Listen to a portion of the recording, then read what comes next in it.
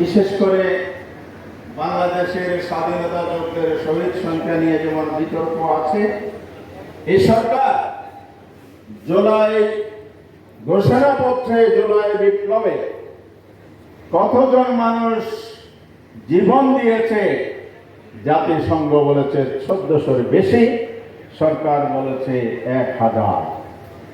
এই বৈপরীত্যের মীমাংসা যদি না হয় তাহলে কি এই সরকার আবার সেই পুরানা বিতর্কের দিকে জাতিকে ঠেলে দিচ্ছে কিনা? সেকেন্ড পয়েন্ট হচ্ছে, জুলাই সনদ ঘোষণা যথেষ্ট নয়। জুলাই ঘোষণাকে আইনি ভিত্তি এবং কাঠামোর উপর দাঁড় করাতে হবে। জুলাই ঘোষণাপত্র যে আইনি রূপ না পায়, মাননীয় প্রধান উপদেষ্টা, আপনি এবং আপনার সরকারের বৈধতা নিয়ে প্রশ্ন উঠবে। জুলাই যোদ্ধাদেরকে ষড়যন্ত্রকারী মহল ফাঁসির খাটতে ঝুলানোর ষড়যন্ত্র করবে। জুলাই ঘোষণাপত্র যদি আইনি ভিত্তি না পায়, বাংলাদেশে ফ্যাসিবাদী শক্তি আবার পুনঃপ্রতিষ্ঠিত হওয়ার সুযোগ লাভ করবে। এই জন্য অবিলম্বে সরকারের করণীয়, প্রবন্ধ বলা হয়েছে আমাদের করণীয়, আমরা জনগণ সেটাই করে আসছি।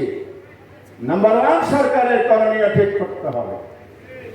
সরকারের করণীয় হচ্ছে জুলাই ঘোষণাপত্র সংশোধন করুন, অপূর্ণতা যা আছে পূর্ণতা আনেন এবং আইনি ভিত্তি দেন, তাহলে জনগণের আকাঙ্ক্ষা বাস্তবায়িত হবে। সেকেন্ড যে ইস্যুটা আছে সেটা হচ্ছে জুলাই সনদ। আপনারা লক্ষ্য করেছেন, এই সনদ রচনার জন্য 2 পর্বে আলোচনা হয়েছে জাতীয় ঐক্য কমিশনের তত্ত্বাবধানে। প্রথম পর্বে 62টি বিষয় মীমাংসিত হয়েছে। দ্বিতীয় পর্বে আরো 19টি বিষয় নোট অফ ডিসেন্ট সহ ঐক্যমত হয়েছে। তাহলে 19টি প্লাস 62কে যোগ করে যাই সংখ্যা হয়, অবিলম্বে জুলাই সনদকে আইনি রূপ দেন। বন্ধুরা আমার, আলোচনা চলাকালে এবং পরবর্তী সময়ে একটি দল খুব জোর করে বলে আমাদের সংবিধানের আর্টিকেল 7 জনগণের যে অভিপ্রায়ের এবং জনগণ রাষ্ট্রের মালিকানা দিয়েছে সেটার কথা বলে পাশ কাটতে চায়, আইনি ভিত্তি রচনার প্রয়োজন নেই, জনগণের অভিপ্রায় হচ্ছে সকল আইনের ঊর্ধ্বে।